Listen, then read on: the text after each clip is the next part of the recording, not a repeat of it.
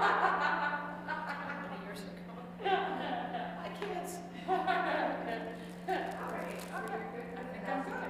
All right, good. Thank you so much. Actually, this is it. Okay. So you want this one? Yes, this is really a decent presentation and that we can be heard. It might be good to say, hey, you want to know something? Here, watch this video. Yeah, it's true. Honestly. Although this is pretty totally unrehearsed, so. I think it's going to be fun. Yeah, pretty totally like we haven't seen each other in a month. We did this in the radio meeting. All right, well. You know what? The whole thing is a little bit, because it's informal. I brought several brochures about third act. Do any of them know about that? Some do. Not everybody, but yeah, I mean, you could feel free to hand them out. We made all the postcards on our side. So cool. Yeah, so that's good. No, we'll learn from our sponsor. I think it's fine, and I think your idea of making it kind of more conversational. We have had it more like, because those microphones are on, so also be careful. I hear, is that the fan going? I feel like I want to talk at a decibel louder. I don't know what that is.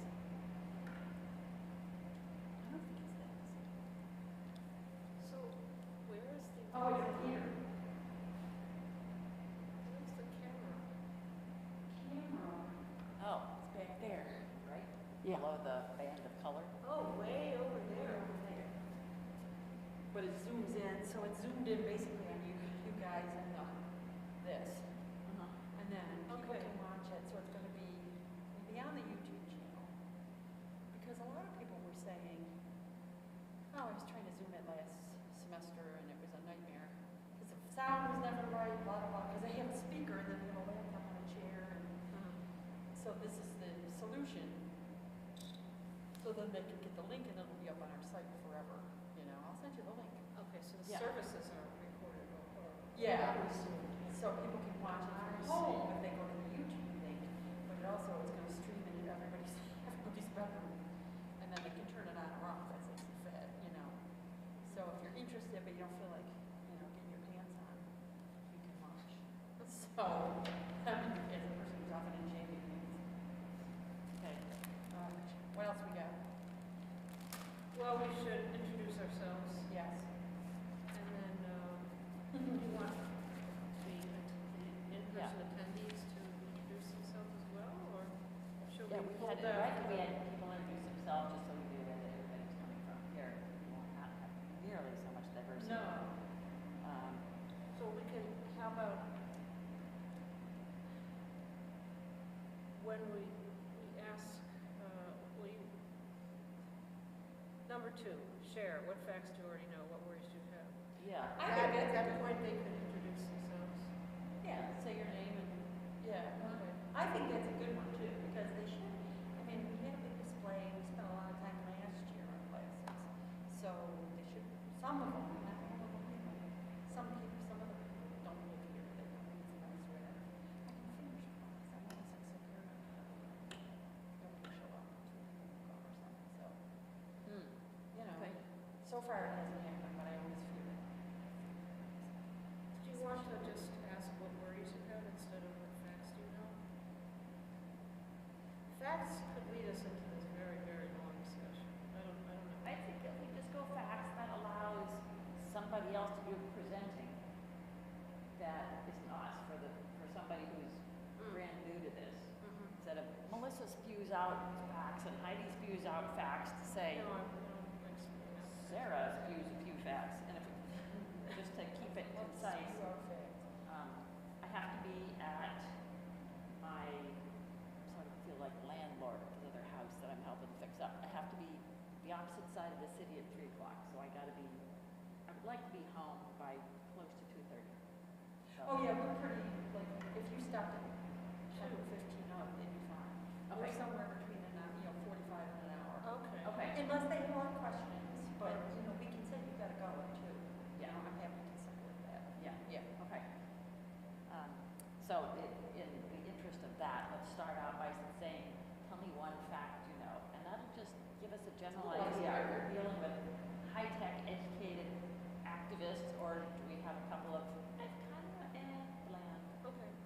interesting people.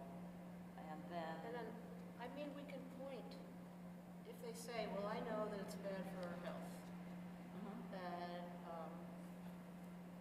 I mean, I'm happy to point to things. yeah, and personal, this is good to say, there's national, global, national, state, local, regional, things to do about, things to do. Oh, she got masks for us. Oh. I think we're masking them for us. Okay. I have one. I've got one. You got one? Yeah. I've got a mask. It's a heavy-duty mask. I found an old glove that has a finger on it, and my cat is again. Okay. This is maybe a little overkill. Huh? If you can get it, come on, I couldn't get more than that She out. has the regular, this is an N95 mask, Yeah. and it muffles sound pretty well too. Yeah. So this is I'm probably used not to- the right one. The speaker being the one that I could take my mask off, and the rest of you wear it. Well, that might be, we're pretty far away from it. Yeah. Let me see if I have a regular This- mask. This overhead sound, I really, it's hitting the wrong spot with my hearing. Yeah, no, that's what I did. That's, No, I don't have a regular mask. yeah, that's what it is. All right.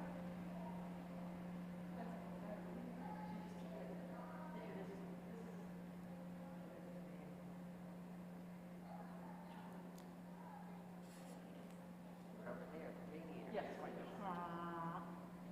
down the heat. Have to be quiet for a while now.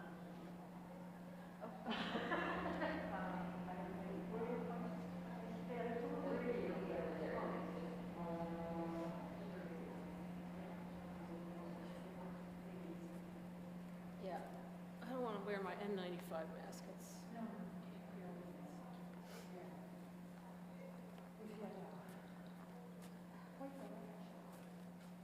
It sounds to me like it's mostly Yeah. that one.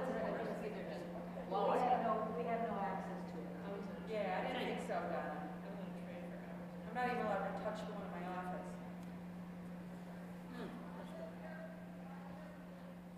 So, we have to wear these all the time if we take them off? I think the presenters can have them off, because it's hard, it's muffled then.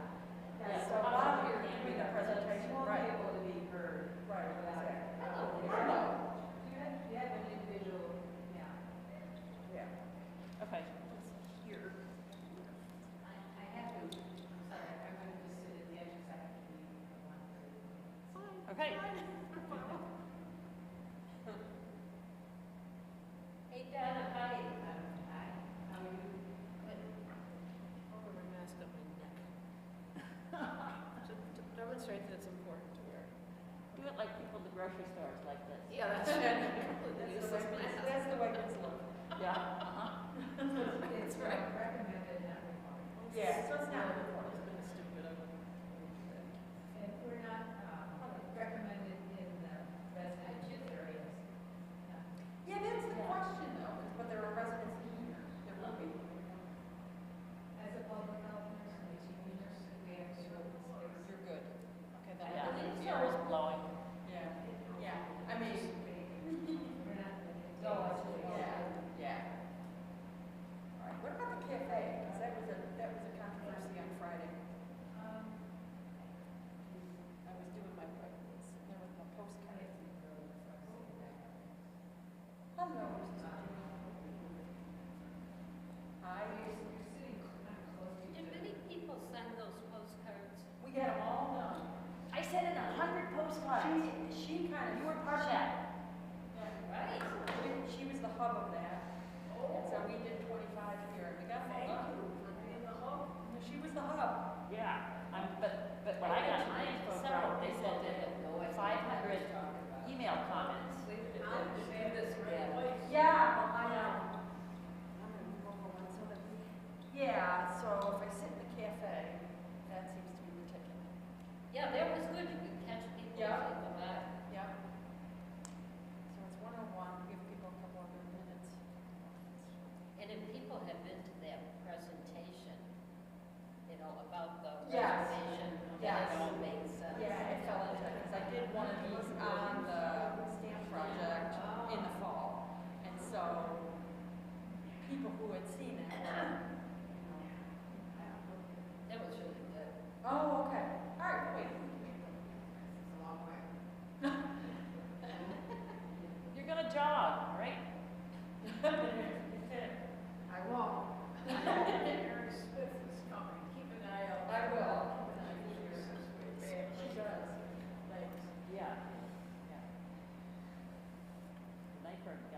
I talked to this morning about this letter that I'll pass around for signature. Actually, maybe I could leave the letter for you for signatures too. Yes, so are they looking for individual signatures or group? Both. Okay, both. This is another, I'm making this up. Gotcha.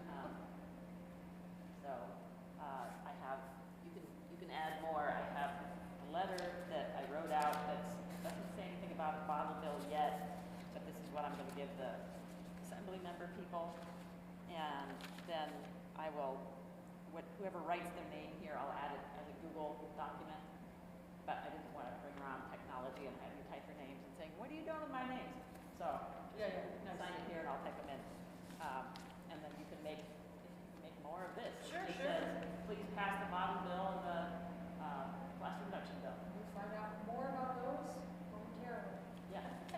Yeah. So, There's currently some effort to do these micro-nuclear power plants. And so the first letter that she's mentioning has to do with the governor's apparent openness to every kind of power because there's a shortage of housing and they want to build more houses, which require more electricity. They want to put one of those micro-nuclear down near Watkins Glen. So we need to nip that in the bud. So this is a letter saying, hey, we don't really want her to do that. We don't want you to do that, basically. yeah. Please don't do that. Yeah. You want solar? It's going to take a year to build. You want micronuclear? It's going to take 10 years. It'll be too late. That makes sense. A lot less expensive. Yeah. We get a lot of rebates back on school. Yeah, we have a solar. For this building and a number of our houses. Yeah. Really? Yeah. Community solar or on-site? Community. Oh, yeah. Oh, community. Yeah, no. But Not on this building, but, so through RGB, we can sign up for that. Yeah. For our provider. Yeah. You can, but not recently because they're full. And somebody else is going to bring something back online. I've been bugging them. I also am working with a friend who is buying a house 2 blocks away from there they're renting. And I said, please, they just got signed up for this last year. It's 25 years. Can we keep up with it? And they said, if you move, if you're in the same utility zone, which is if you're in the same city, probably. we've had it here for years though, right? It's at least 3 or 4. So it's before my time, so yeah. Yeah, because I'll see it on our bill, Yeah. where it takes a long time for them to process. Yeah. Indeed. Because I live in a city where we have a big contract. So ours is part of the community solar project, but I know this is too. Yeah. That's excellent. When I was doing presentations on solar, I would say there's 3 ways to get involved. If you have little time and energy and money, call your senator and say, make solar more. If you have a little bit more, sign up for community solar. If you have a lot of money and energy, put it on your house. We'll take numbers. Yeah. Reasonable. Just instantly easy. Let's start with these ladies.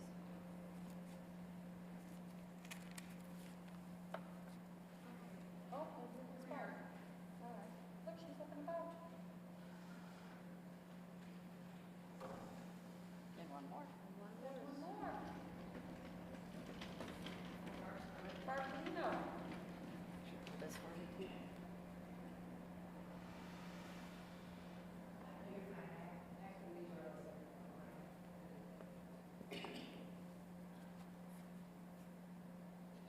We got a chair for you here. Saw you coming.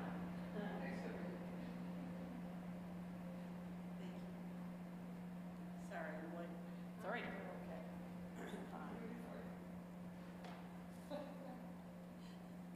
All right. So, thank you for welcoming us here. We've done a presentation a few times over. I'm Melissa Carlson, and Heidi and I are both members of a group called Third Act. I don't know if you've ever heard about it, but I'll pass around this. It's for elders who want to be active in climate and democracy. And there's local groups and national groups. This is about the national thing. If anybody is familiar with Bill McKibben, he's been active in started it with a couple other people, but it's kind of, you know, for people 60 and up. We're in our third act. We have benefited from fossil fuels, and it's time for us to give back. We have a ton of accumulated wealth, knowledge, wisdom, networks, so it's time to do something with it. So we're a powerful crew. That was the idea of it. And plastic is oh. Yeah, let me give you a handheld then, because I don't think, that's on, but I don't think it's catching your no, practically. Yeah, yeah. Is there a loop in here? Nope. Is there a loop? I don't think there is. Yes. There is one? So can you hear me now? Oh, okay. Very good. I don't hear anything. Okay. So I'll say again, I'm Melissa Carlson. Plastics is one of my things that I've been pushing against. And so the reason I do it, climate concerns, environmental concerns, and plastics are made by fossil fuels, of course, and this is my way of pushing back tangibly. It's really hard to say, how do you push back against pollution and asthma? But you can say, I don't like this. This is tangible. This is litter. And I've got it full of dust. I'm drinking plastic every time I'm drinking it. So that's the stuff we don't want. So Heidi can introduce yourself. I'm Heidi Beutler. I'm also in third act. I am Melissa's sidekick when it comes to plastics, but I'm involved in a lot of other things in Rochester that have to do with climate change. And Heidi is part of the Friends meeting. She made this, which has lots of different ways that we're concerned about plastic: global, national, state, local, personal.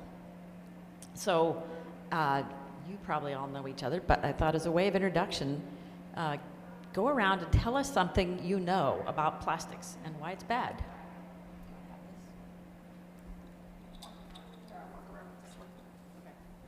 All right. You can pass that paper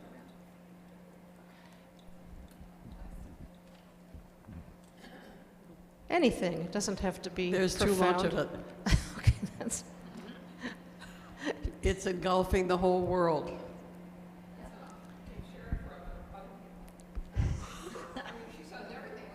And she does know a lot. There's an island You of can plastic cheat and in look the up here ocean, if you want. which I think is bigger than the state of Texas. Yep.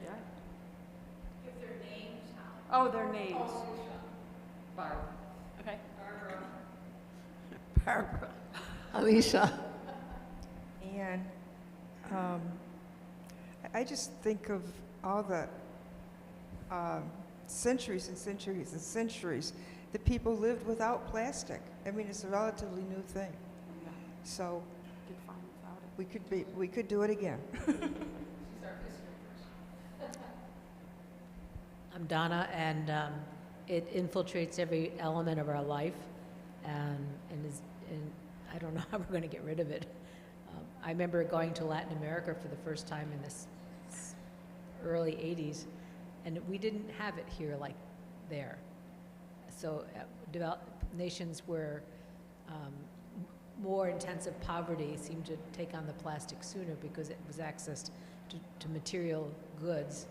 But so it is everywhere, and we have such work to do. Judy, and it's a real threat to wildlife that ingests it and gets entangled in it. Judy again. And I think of the ocean, the plastics that are in the ocean. And I saw a picture of a sea animal who had the straw, the plastic straw, stuck in its throat. And it was soon probably going to die. So what I do is, when I have a straw that's finished plastic, I take scissors and cut it in little pieces. It just seems like we've gotten into a terrible habit of taking plastic for granted, and that we just have to be relentless in pushing to change that habit, because habits can change with practice. So, What's your name again? Alice. I'm Holly, And there's so many things, but I would say I don't want it in my body. It's apparently in my brain and in my tissues and everywhere, and I don't know what it's doing, and I don't think anybody knows what it's doing. Yeah. We, at one point, tried to categorize things and said there's health reasons, environmental justice reasons, and faith reasons. God made lots of lists of things that plug in your thing in Genesis, and it was good. God didn't make plastic. And all the reasons, the oceans, our bodies, the animals, our atmosphere, those are all being destroyed. And nobody can say, oh, the plastic's good. That. Any other comments? So that's what some of these poster pieces talk about. And the options we have for action, there was a plastics treaty globally that went downhill, and nationally it's also went downhill. This book came out recently called Consumed, how big brands got us hooked on plastic.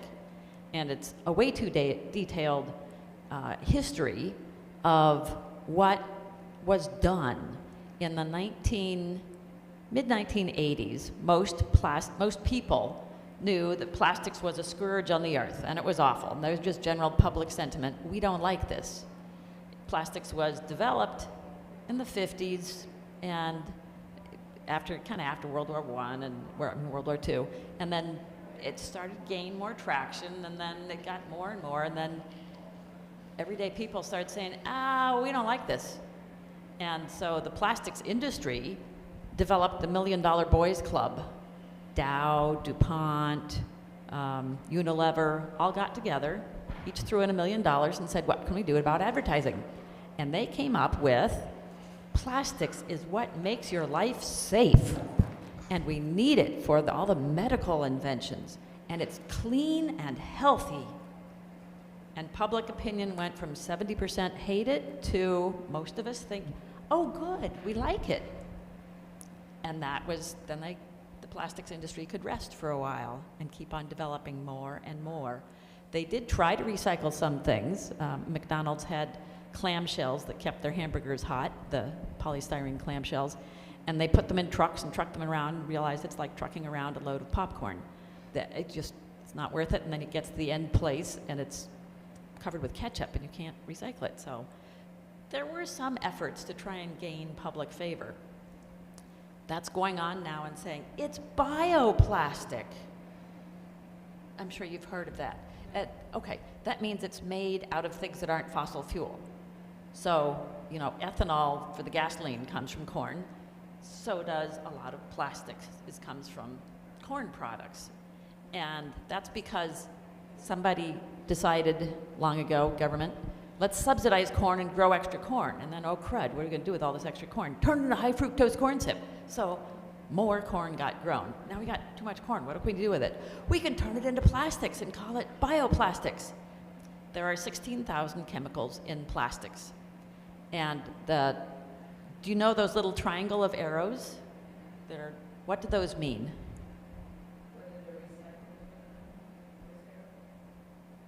Does it mean those things are all recyclable? Not at all. There are 17 broad groups of plastic resins, and the plastics people, this $1 Million Boys Club, came together and said, government is going to regulate us if we don't do it first. Let's come up with something. Let's group them into 7 varieties. So they have numbers on them, 1 through 7. That tells you what sort of resin is in them. 1 and 2 are most likely to be recycled. They're easiest.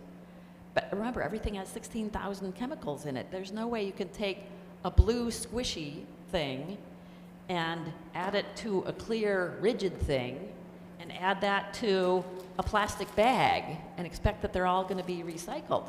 It just ain't going to happen. You can't turn it back into anything else.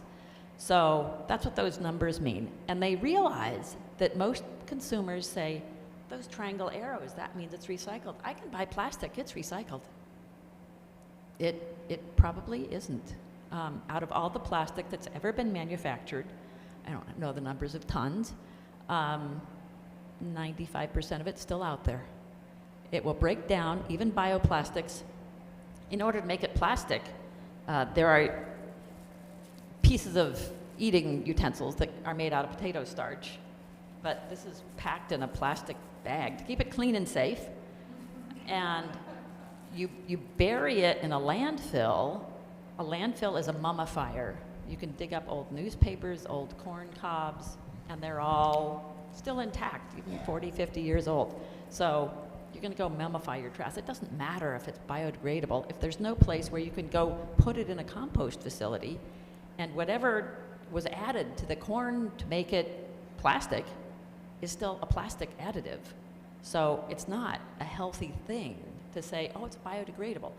It's just the newest wave of what plastics people are going to try and tell you, that it's safe, it's good, you nice, lovely people keep on buying our plastics.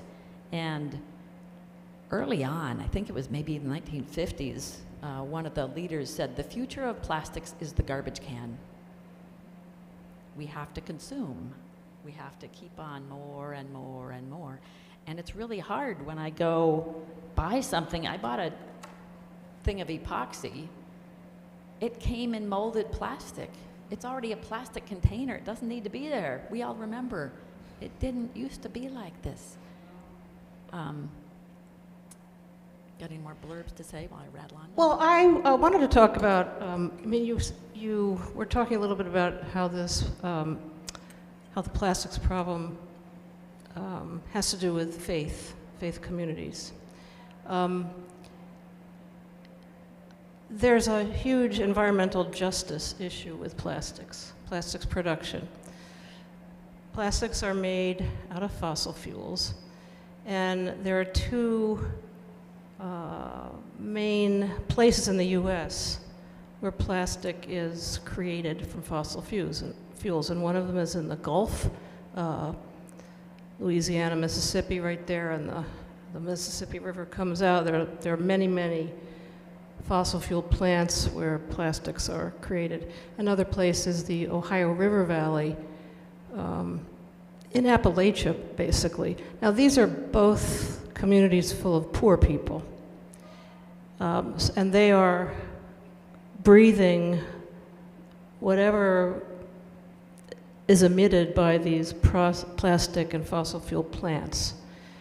So that's another good reason why we need to cut down on our use of plastics. Can I ask a question? Yes. So we have intentionally got biodegradable cups and plasticware for the moments when we actually use it. Goes into our numbers. So are you saying that that's not compostable? So we have compostable, we have compostable cups and seemingly plasticware, disposable, and I think it's corn-based probably, and we now do composting. We can even do, bones in the compost. So all of that goes into our napkins, everything that is of that nature. So is that kind of product still plastic in terms of how it might break down, or? There's two types of breaking down. One can break down into molecules, and so you've got these plastic molecules floating around. Yeah. And the other just degrades slowly, so you've got confetti. And it's hard to tell with that and where the composting goes. And This is through the county's program. okay. We use Impact Earth, and Okay. We have been told that, oh, you can put those as long as they're rated by that entity, BP something, Yeah, yeah. and that they put it through heat and, whatever else they do to it, though, so that it would properly break down. But you're saying, yeah, but it breaks down into little pieces or possibly just a bunch of the chemicals. So you would still say we shouldn't be using those. My question is, why aren't you using cloth napkins and metal silverware and washing it? We do. I'm just saying on special, like a party, or these are used occasionally. Yeah. They're not daily. Okay. Our napkins are paper napkins that are disposed. compostable. Yeah. compostable. That- But it's the plastic, faux plastic, whatever you want to call it, that I'm concerned about, because there was an intentionality of doing the composting, but also making sure the products that we used were compostable. My understanding is that, yes, they are compostable, but they take a very long time to break down, not as long as plastic. So if you had to choose, yeah, it's a better choice. Yeah, it's a vegetable base, basically. Better than 100% fossil fuels, but Yeah. still not great. And it's what alternative, and instead of saying, I feel so guilty we're doing this, say, why don't I have better options? Well, that's the other piece. And it's what systems we're in. We had to drive a car to get here, and that's wearing the tires, and the tires are contributing microplastics to the air, which is from Mount Everest to the deepest oceans. And right now, there isn't a good public transit that would get us around. So it's the system we're in, and it's just huge when you think about what we're pushing back on. So I think the question is, what can we do about this? I had made this poster, so it says right here, what can I do? What can I do? And I divided it into categories. Global. These are mostly advocacy. Global, national, state, local, and then personal. And I think it is a good idea to think about what we can each do on every level. Do you have ideas about what you can do specifically?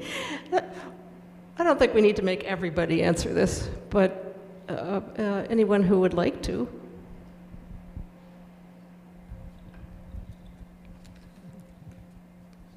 In the situation that many of us are in, where we live here, we have to be a little creative, I think. So personal, I use a cloth napkin, no paper. So that helps saving. And there are a couple other things I do, especially saving the water when I brush my teeth, flush the toilet, a lot of personal things that I can do, but it isn't a big to-do like making it national or global. And I think we would agree in that level, we do write to our representatives, and Holly is super at that. She's giving us names and addresses of politicians, the right ones that we can write to or call or email. And so that's really something that we can do. But I feel a little restricted because I'm 91 and I live here, but I'm 100% caring for our earth.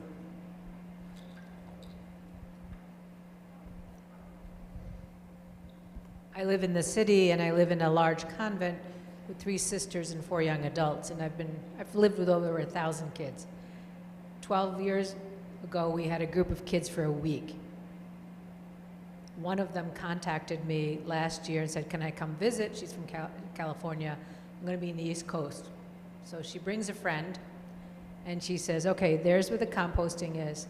There's where the recycling is. You may take a 5-minute shower. She spent 1 week with us. And I was like, Oh, because she came from California. well, With such she strict remembered- water restrictions. She remembered everything. She was a student out of Montana, actually, when she came to us. And I was really kind of struck by that. But I realize, often we think youth are very prone to environmental issues. They aren't. They may think about it, but they do not practice it in a concrete way. And I'm constantly pulling stuff out. So we have 1 garbage can that we empty maybe every 2 to 3 weeks. There's 7 of us.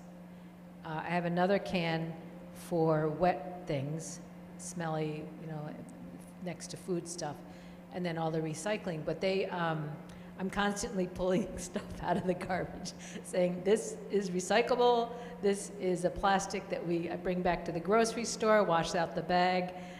It's constant. But by the end of the year, because they're students, I finally see that they start to comply.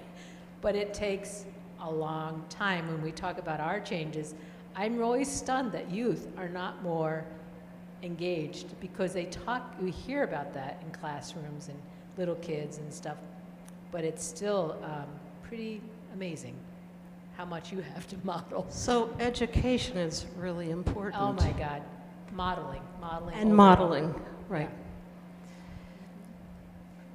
I've done enough modeling that people know I'm the one to ask to. Melissa, can I recycle this? Melissa, I'm so annoyed about recycling.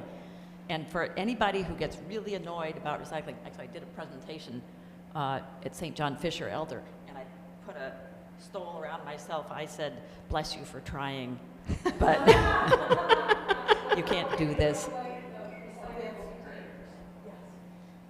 Well, I think even here in our trash rooms, I go through the so-called recycling and find a lot of stuff in there that can't be recycled. So I think education for everybody of every age is important. Yeah.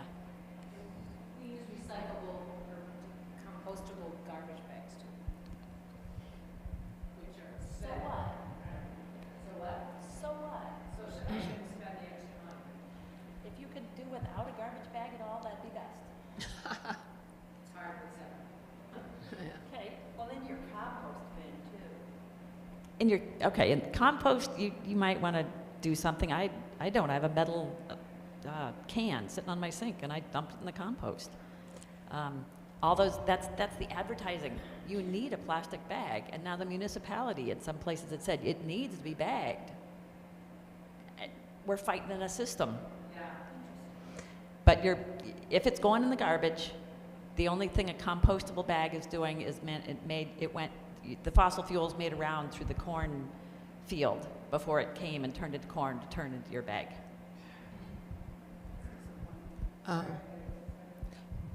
One of the things that I decided years ago was never to drink bottled water. And I probably in the last 10 years have had one or two. My sister ordered water in a restaurant once, and they brought her a bottle, and she said, take it back. She said, just give me a glass of water. And the guy looked at her, or the lady, I can't remember, where am I going to get it? Turn on your faucet and bring me a glass of water. You know, it's just unbelievable. So that's one thing. The one other thing that is hard for me is like shampoo. And I get it in a plastic bottle, and I have to say I'm afraid. I don't think you can buy it in a glass bottle. I don't know whether you can or not. But I'd be afraid, because I drop them all the time. And I'm just afraid it would break. So that's an issue for me. So you can get shampoo and conditioner in bar form. And That's that's what what I I use. use. Yeah, it works really Yeah, well. that's fine. Yes. Online, but I'm sure you can. Oh, there's places in town. Oh, Impact Earth has it, okay, yeah, okay.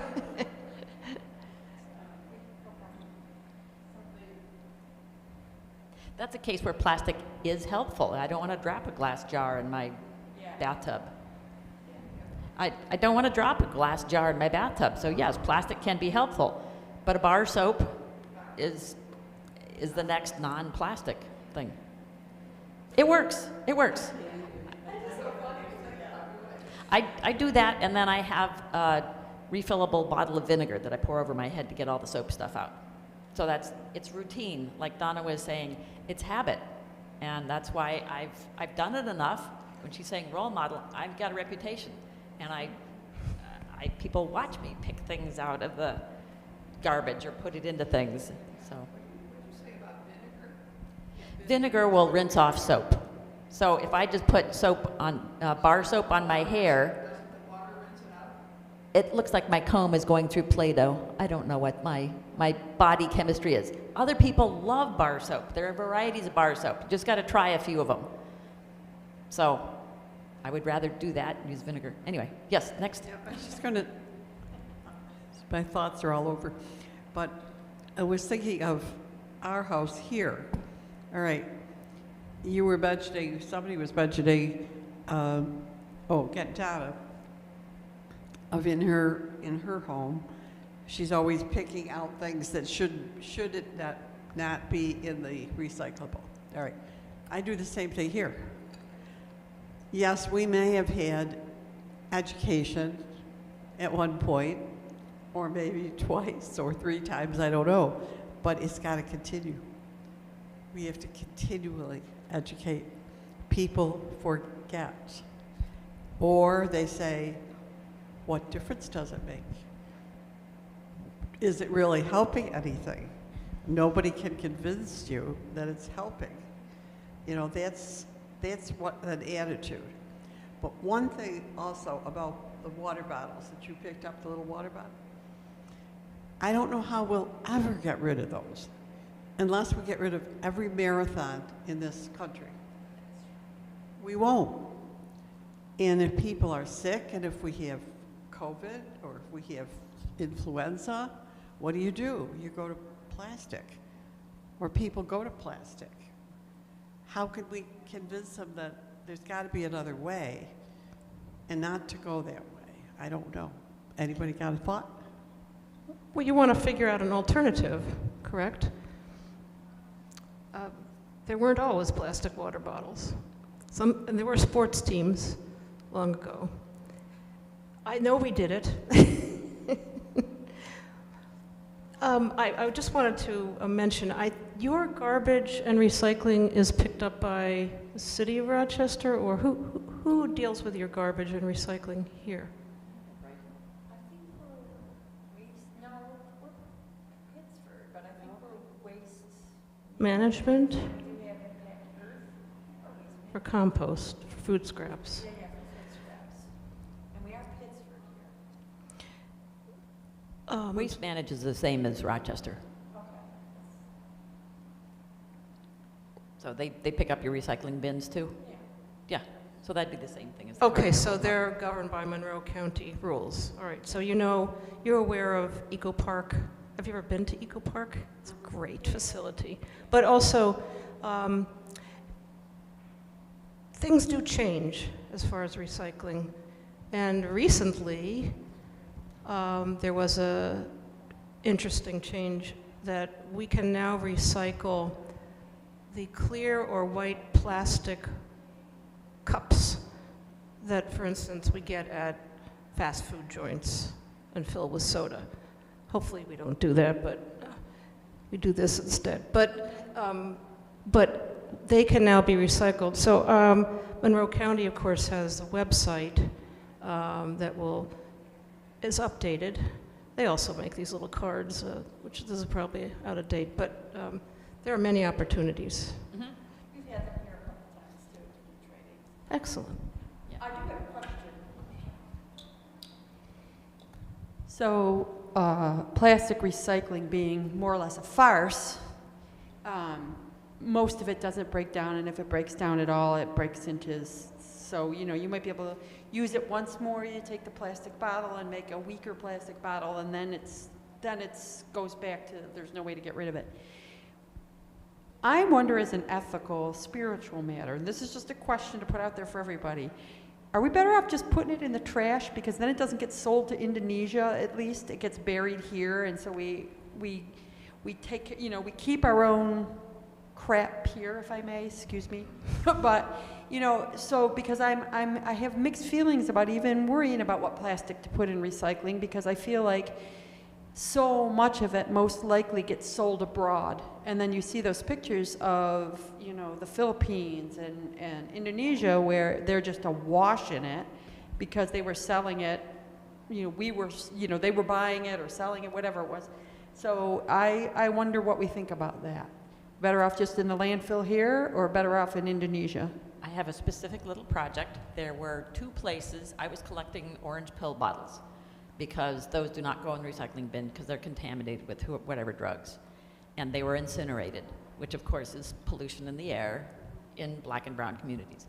And so I thought, let's reuse them. And I mailed a couple big boxes, and people gave them to me off to Africa, or off to a company that sold them to Africa to be reused. Then I found out there's a woman in my neighborhood who refills them, and takes them to Guatemala with her pharmacology students and gives them out again. And then it dawned on me, so they get used one more time in Guatemala, then they are tossed out a window and float into the sea, or burned in an open garbage pit.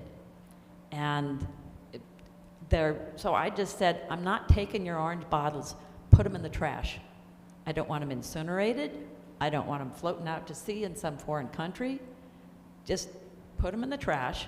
There are options, if enough of us pushed CVS and Wegmans, there are aluminum pill bottles that can be cleaned or melted. And that's an option. Just now more of us know. Now all you in the camera. So more of us know there is an option, but we have to push for it. We have to push back against it. In this book, Consumed, there's a story about 8 and 10-year-old girls that did not like the plastic toys that came in McDonald's, and they started a petition. They got enough signatures that McDonald's took the plastic toys out of their little kiddie bags. So consumer pushback can make a difference, and it's the general consumer sentiment that big companies are reading on. Sisters, let's push for aluminum pill bottles. We're in, right? We're going to push for aluminum pill bottles, right? Okay, let's do it. I didn't know that was a thing. I didn't either. So in terms of an ethical issue, should it go in the landfill? Yeah, sometimes that might be a better answer. You've all heard of keep it in the ground, that big push. So when I talk to legislators, I say, gas is being fracked in Pennsylvania right now, sent to an ethane cracker in the Ohio River Valley, which is the places Heidi talked about in Mississippi, Louisiana, is called Cancer Alley because the huge amount of cancer around those plants. This Ohio River Valley is being turned into another cancer alley. Huge processing plant that use huge amounts of electricity to turn it into single-use plastic. This type of stuff that you have to throw away. And so it's dug up out of the ground in Pennsylvania, processed, given to me, who I do not want it. I have no choice but to put it in the garbage, and it goes back into the ground. So that's a literal keep it in the ground. I did not want this, I did not ask for this, and I cannot do anything for this but put it back in the ground. So, no, stop it. That's a good one. The author of the book, please. I do not recommend this book. It is huge amounts of useless information about, it's funny history. Sabira Chowdhury, Saabira Chaudhuri.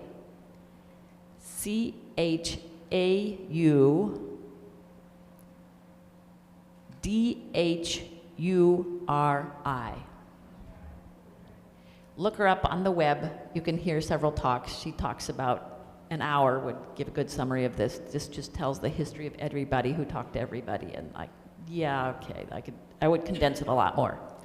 So interesting history if you're really into reading history, but way too much technical information.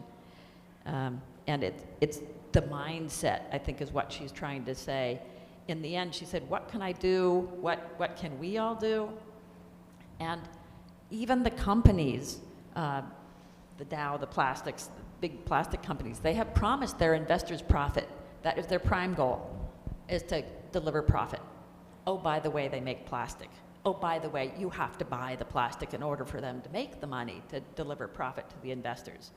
So if we complain, they don't care. They're making profit. We have to complain a lot. We have to get general sentiment aiming one way a lot. And that's what's going to change. And so one thing we can do easily, that you've all seen, is we can push policy. Whether I recycle or not does not make a heap of difference. It might make me more aware, and that awareness will have ripple effects. And I'm the plastic lady because I keep on reading things like this, so that's my ripple effect. I get to come out and tell you things. And there are 2 bills in New York State that the packaging reduction and recycling bill has been pushed for 2 or 3 years. There are, like I said, 16,000 chemicals in plastics. There are 17 heavy metals in them that we would rather does not leach into the cheese. Anything fatty or acidic leaches the plastic chemicals into it. And so this bill, the plastic PRRIA is what it's called, we got approval through all the committees in the assembly last year, and we can push it to the floor for a vote. It came down to Carl Hasty saying, I don't think we got enough, because he lives in the land of more natural gas, and he knows it's going to annoy his patrons if he says, I'm pushing for this recycling bill and shutting off some plastic. We want to push harder. If we pass this bill, along with the Better Bottle bill, it will save the municipalities money, because my taxpayer dollars are paying to fill that landfill. So I'm paying doubly. I'm paying to buy this plastic I don't want, and then I'm paying somebody to throw it away. And recycling the bottle deposit, there are a lot of bottles that do not get returned. The 5-cent deposit fee has not changed since the 1970s, 1980s. So those people who are getting it have not had a refund, have not had a raise. 3 years ago, there were 600 redemption centers across New York State. They are being lost at 100 a year that people have to close down because there aren't enough money to pay for the workers. And so raising it to 10 cents raises their handling fee, and that's what keeps them in business. Also gets more people interested in recycling. I pay 5 cents, who cares? I pay 10 cents, maybe it starts to add up more. So a lot more varieties, juice, coffee, non-carbonated beverages are being included. So that's going to take more of it. And then it gives it back to the companies that sold it to us in the first place. It's their problem. It's not mine. It's going to save municipalities hundreds of millions of dollars because it's not in our garbage trucks. So it's a great savings. And any uncollected bottles, or any deposits that aren't collected, goes into New York's general fund. It's going to make money for the state. Win, win, win, just all over. Good stuff. That's a partner bill to the Packaging Reduction Act. And Packaging Reduction Act says over the next 12 years, you're going to reduce your packaging 30%. We started out at 50%, but they pushed back and said, okay, 30%. Whether it's paper, whether it's plastic, cardboard, you're going to reduce it. And you're going to reduce it not just 30% at the end of 12 years, but a few percent in 3 years, a few more percent in 5 years. So it's a way to keep tabs on it. And that way we can push people. The people who are selling or processing, manufacturing, planting plastic and packaging in New York State will have to pay a fee when they sell it here, depending on how recyclable it is. So it says readily recyclable. That doesn't mean it has a 6 on it, but there's no place in the state you can put a 6 plastic thing. It has to be readily recyclable. And that fee, again, will help municipalities get money for being able to do the recycling. So I have, if you want to read a long letter, this is what I'm going to send to Assembly members Bronson, Clark, Lunsford, and Meeks. I think you're all within those areas.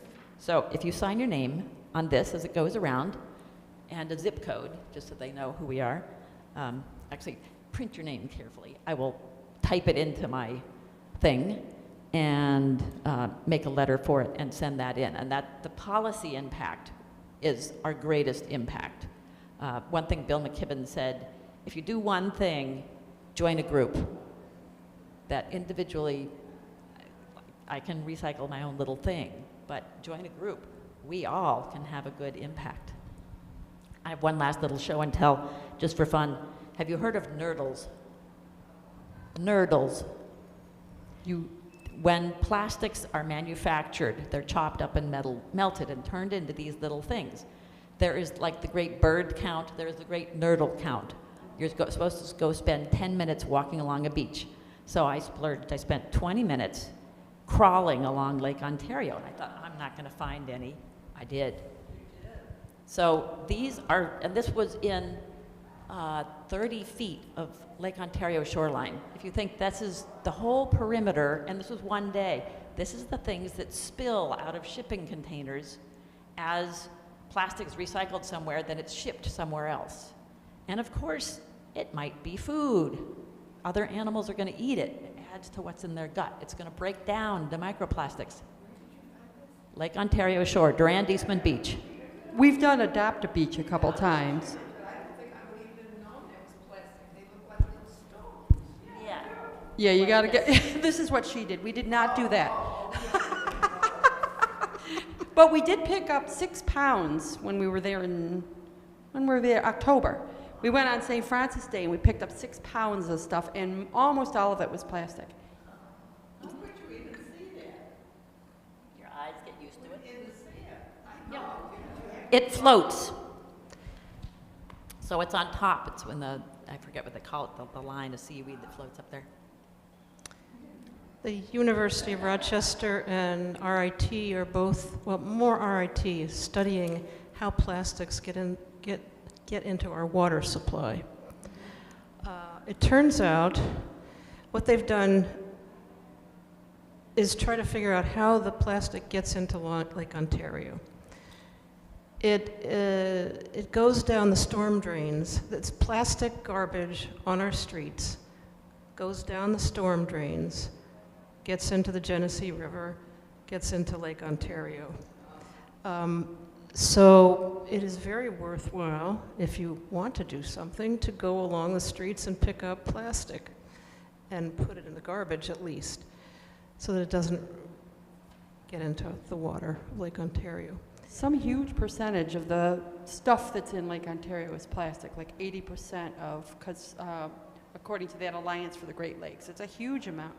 And we will be hosting a movie called Ripples of Plastic on March 22nd, which is all about finding plastic in the Great Lakes. And they always kind of skip over Ontario a little bit, but in general, it all comes our way, right, eventually.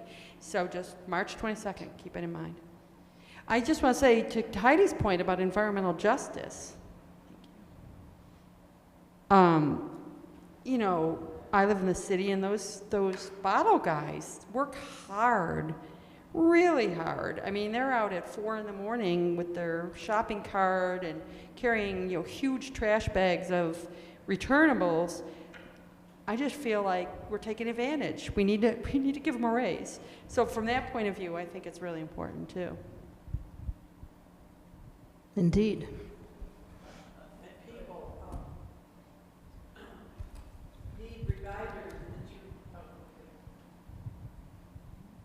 People need reminders also that if you don't contain your landfill material carefully in a container, they blow. So the wind blows, it knocks them over, it blows all over the streets, and then it goes down into our water system.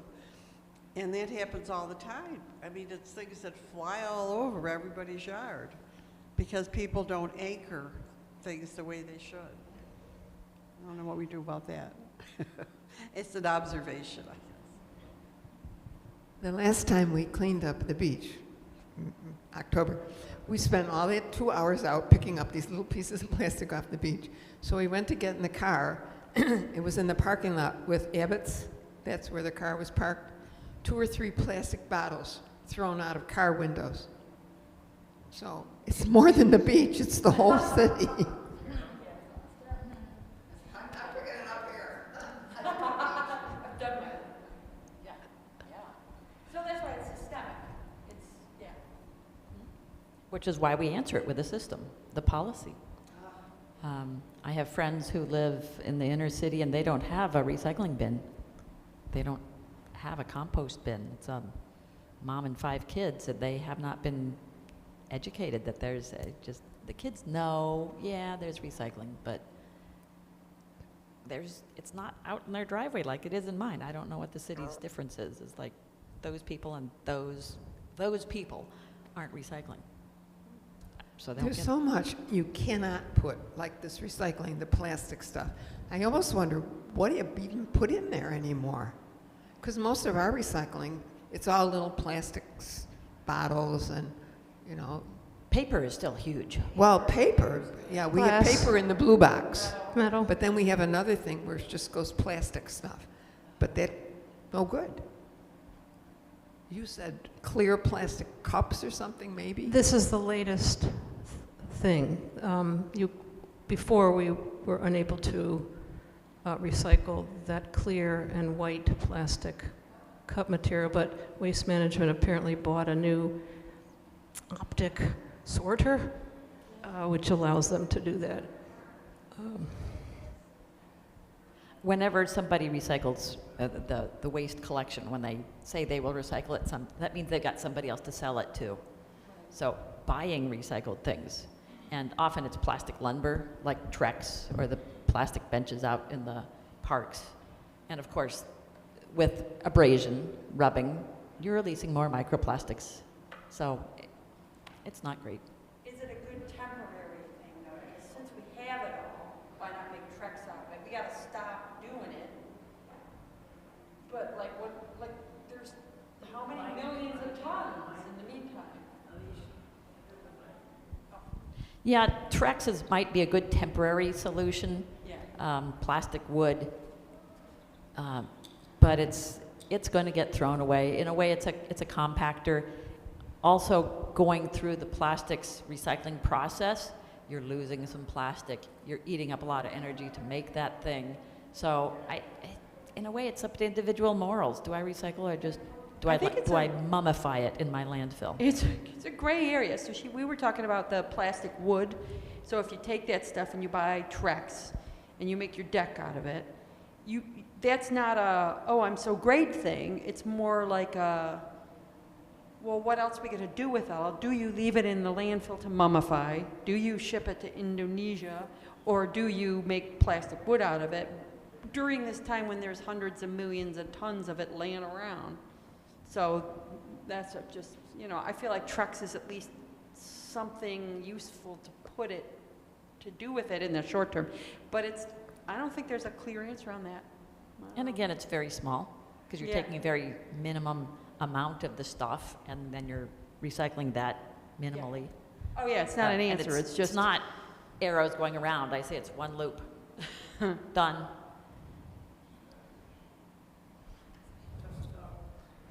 Just a bit of good news. I have a young niece and their little children, and they have a compost outside, and they tease each other. Oh, let's throw it out the window and it'll hit the No, mothers, dads say no. But it's a nice compost area in the backyard, and that's in Henrietta. And then there's another young niece with their little children. Well, they're in high school now, 5th grade and junior, and they have a compost in their backyard, and they live in Massachusetts. So at least there's a little bit going on, and they have T-shirts too. You can buy these T-shirts if you wish that endorse green life and take care of our earth. That's kind of a fad. Take care of our earth T-shirts. So. Would you like another bit of T-shirt bad news? What'd you say? Would you like more T-shirt bad news?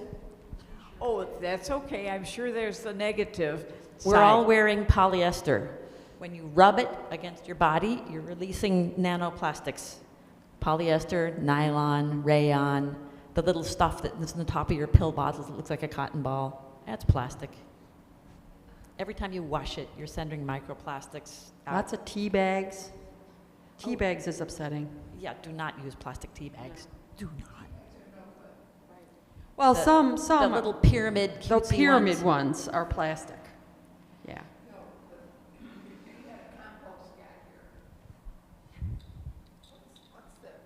Oh, Impact Earth compost. Impact Yeah. Earth. The guy was here from Impact Earth, and there were 4 of us that were listening to this guy. He had a great presentation, but one of the questions was tea bags, and he said, never. Because people pull off the tag and throw the bag in compost. No, tea bags are not compostable. It shocked me. I put them in my backyard compost and they go away just fine. If they're not the plastic ones. No, He said no tea bags. He said tea bags not. Something about the tea itself. He said there are certain teas that are compostable, certain teas, but they're rare, and they're not in most tea bags that we buy. Call Impact Earth, ask them. We were told the string and the tag are not compostable. Everybody knows that. They pulled the tag off, but the bag itself, he said no. This guy, Impact Earth, smart guy. I'll call. We better Thank you. have him.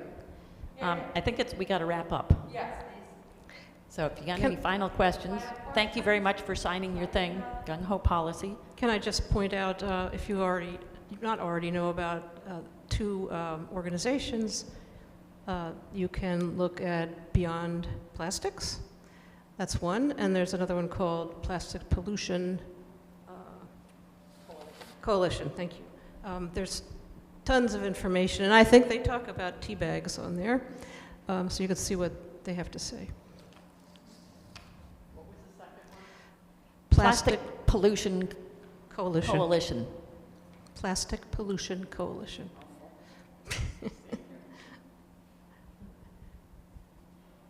Beyond Plastics is the one that's been teaching me about all the advocacy going on. February 9th, if anybody wants to ride a bus down to Albany, no, not ride a bus, we'll create our own little carpool, go to Albany and talk to legislators. A little detail, we were told when we write to the legislature in New York, it helps if you're in a religious order or a doctor, to put those initials after your name, and it gives more credibility. So that's why I did that. so when you type them in, be sure you put SSJ. It does. Yes. Yep. Yeah, 100%. Yep. I knew it. Yeah. Nobody's going to check.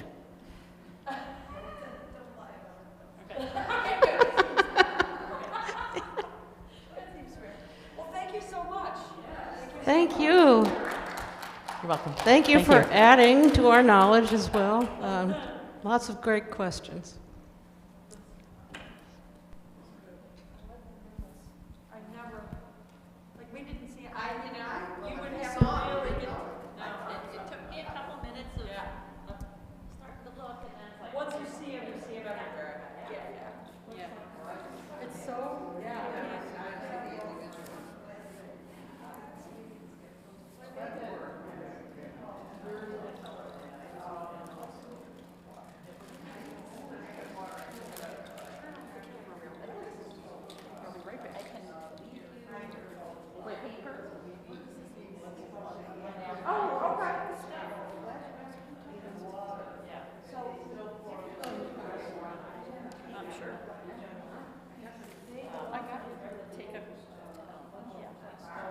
I don't have a deadline for that, so I will type those in.